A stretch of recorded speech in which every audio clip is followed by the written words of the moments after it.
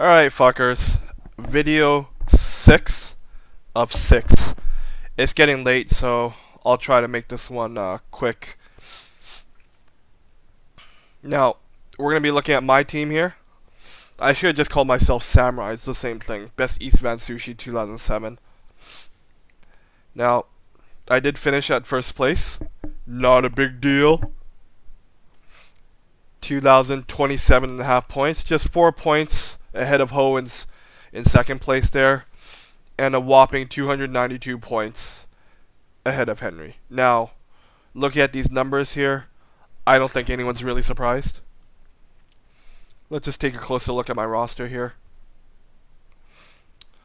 Patrick Kane, McKinnon, Taves was a solid pickup. Once again, lots of white players here, indicating dropped or traded players. Lots of movement, lots of action. Solid lineup.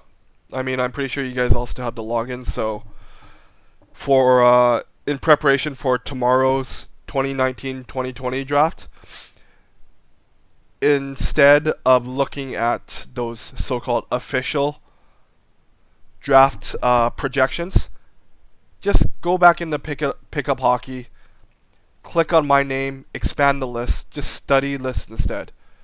Trust me, it's all you'll need. You'll get a lot more value, you'll get a lot more insight from looking at my prior year roster. Trust me on this one here, okay? Anyway, I just like to remind everyone that I had a strong team at the end there with Kane, Taves, and DeBrincat, my pussycat, my Chicago Blackhawks, Sean Monahan, Elitas Lindholm.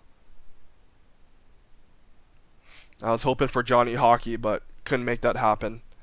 Yep. My Flames, and last but definitely not least, my Sharks.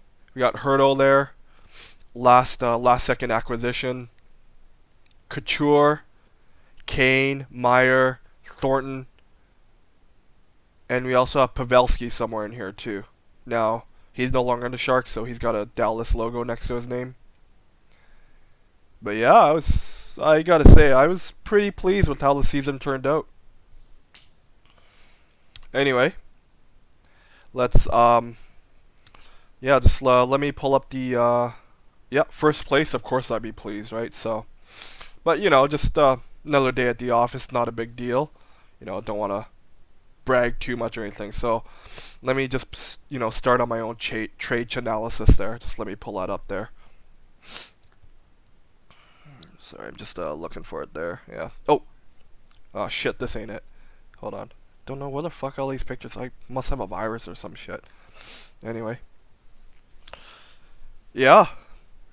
This is the first trade I made last season, October 14th. Dropping JVR because he was out with an injury. I only got 1 point from him before he went down with injury. Picked up Kyle Palmieri. Solid trade. Or so I thought. If I was just patient and waited for JVR to come back and start scoring, I would have ended up with 61.5 points instead of 58.5. Net deficit of 3 points from this trade. So definitely one I'd like to have back. But you know what? Good GMs go through adversity. We find ways to make it up. We find ways to make up those losses and get the wins. So that's what we do. My next trade, I think I made my next two trades on the same day. That was that blockbuster day, if you guys remember. I had Alex Pietrangelo, who was healthy but off to a slow start. He's a stud defenseman, but me as a stud defenseman myself, I recognize that something was off with this guy's season, so I had to drop him. I had to make the tough choice, drop him for Thomas Chabot. And that, I mean, you look at the numbers here. 50 points out of 50 points compared to 47.5 if I just stuck with Pietrangelo for net benefit of 2.5 points. And you know what? Your average GM might look at these numbers and focus on just the numbers and be like, you know what? Using a whole trade for just 2.5 points, that was a shitty trade. But good GMs, championship GMs, we look at the big picture. We look at the fact that, you know what, we just acquired Stone. We already have Duchesne. Oh shit. Sorry, I didn't mean to pull this up again. Don't know why it's there. So we just acquired Stone here. He was a senator at the time. We already have Duchesne. He was also a senator at the time.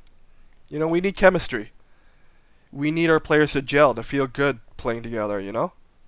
Put up some points together, have some fun. So, let's make the tough decision. A decision that not all GMs would make. And that's why I decided to go out and pick up Chabot. A young, up-and-coming stud defenseman. And when you look at it that way, it paid off. Trust me, it paid off. Anyway, so that's 2 of my 3 trades. And, here's my third and final trade. I dropped Spez. I mean, you know what? He started slowing down, and I did believe in him. But at the same time, once again, winning GMs, we have to make the tough decisions. So I had to pick up Elias Lindholm. And, it's like, why would you pick up Lindholm? He hasn't really done too much in his career up to that point. Well, you know what? Once again, you look at who you have. You already have Monahan. And you know what? He can't do it all himself as the lone flame on the team. So what do you got to do? You got to go pick up one of his teammates. Make him feel good about playing for this GM. So that's why I went out and got Lindholm. And it worked out pretty damn good. You see, from these 2 guys, I got 82 points compared to 31 if I just sort of, hung back and stuck with Spez, for a net benefit of 51 points. Pretty solid, pretty fucking good, if you ask me. And, yeah, just going back, looking at the overall picture. I can't say I'm disappointed at all with how my season turned out. In fact, you know what? Looking back, I'm gonna go back here, try to look for that CHANalysis. Wow, yeah. I mean, I ended up winning by 4 points. I think I got about 100 points, maybe a little bit less than that from Wayne. Everything, after considering all our trades. Yeah, that put me over. Well, oh, hold on. Oh no, it was this one. Let me show you some knowledge. This trade here at the end of the year cost Ho 5.5 points. It gave me 5.5 points. That's what good GMs do. They recognize that when they have a good team, a championship team, that doesn't quite have enough to get over the top, they go out and they make another trade. Thanks for doing business with me, Ho, by the way. 5.5 points. Put me over the edge. Yeah, just let that sink in a little bit, boys. I'm just absorbing this again. It was a long summer. Yeah, that's that was some good shit. Now you could say that you could make what you want out of this, but I had to GM my way to the top. Yeah. I mean, when the difference is that small, I guess you can argue that, oh yeah, we should both be in first place, but you know what? That's just how the numbers. Oh shit. My bad, guys. Sorry. It's this fucking virus, man. Holy shit. Yeah, like it's just how it turned out with all. It was a storybook ending. Like, I'm thinking about maybe writing a script up. Maybe selling it to some movie producer in Hollywood, because that was a pretty fucking Hollywood ending, the way it is, the way it was drawn up. It came down, if I remember correctly, it came down to the very last regular season game on the very last day. And oh shit, like I don't know what else I could have asked for. So yeah, I'm just gonna leave the screen on here for a couple more seconds, and you know, oh shit, sorry guys, that's just my alarm. Just hold on, just let me turn that off. Sorry guys. Anyway, yeah, you know, I didn't want to humble brag too much, but yeah, you know, it's a good season. Storybook ending, not a big deal. Good season, boys, good season. I'm looking forward to the next one.